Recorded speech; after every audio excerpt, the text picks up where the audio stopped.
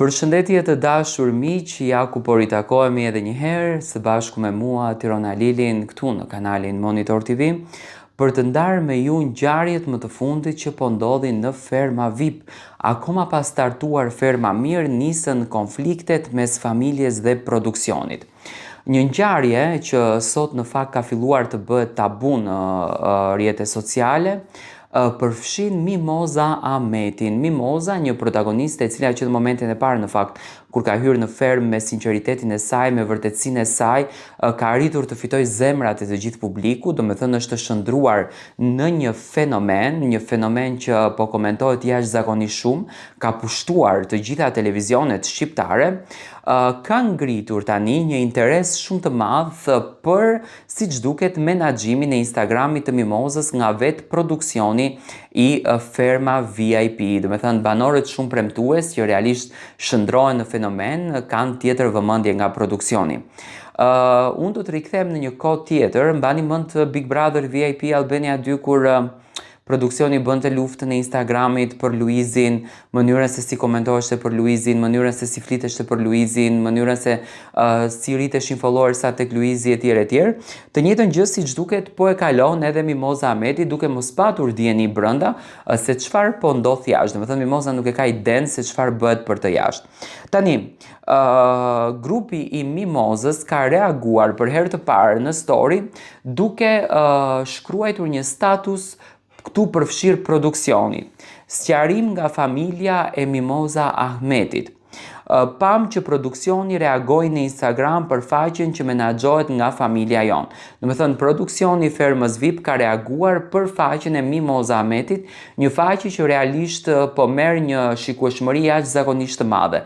Domethënë Mimoza nuk ka patur Instagram para se të futet në fermën VIP, që në momentin kur Mimoza hyri në fermë, Instagrami i saj u hap dhe pati një rritje të frikshme realisht në numra. Për vetëm një ditë Instagram ka arritur me shumë followersa dhe me miliona shikime.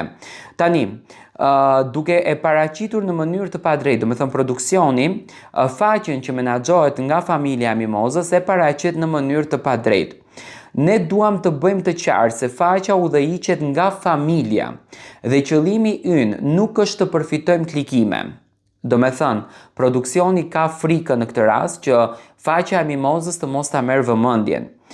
Por drejtësi dhe menaxhimi drejt i llogarisë së Mimozës. Si familje kemi të drejtë të vendosim për përmbajtjen dhe mënyrën se si publikohet çdo gjë. Çdo veprim i produksionit që bën pa lejen e Mimozës nuk reflekton qëndrimin ton. Ju falenderojmë për mbështetjen dhe besimin tuaj.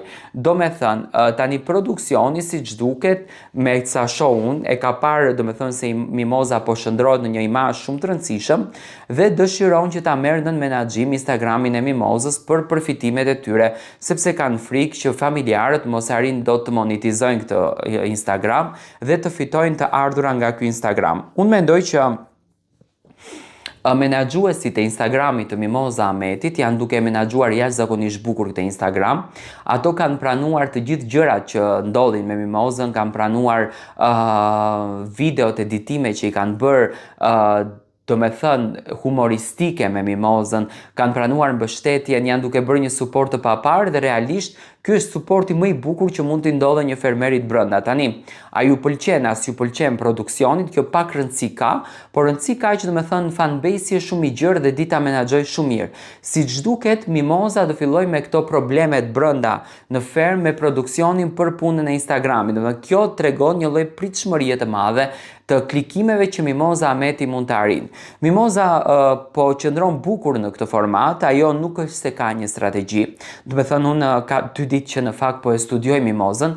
Mimoza ka hyrë kjo Mimoza që është, domethënë ka qenë dhe kjo Mimoza më parë në për intervista, por ndoshta njerëzit nuk kanë qenë të fokusuar qartë në për intervistat e saj për të parë këtë karakterin dinamik dhe pozitiv që e ka Mimoza, dhe mendoj që hyrja në fermë e bëri Mimozën që të nxjerrë krejtësisht atë dimensionin e saj, një dimension që realisht medias shqiptare i mungon.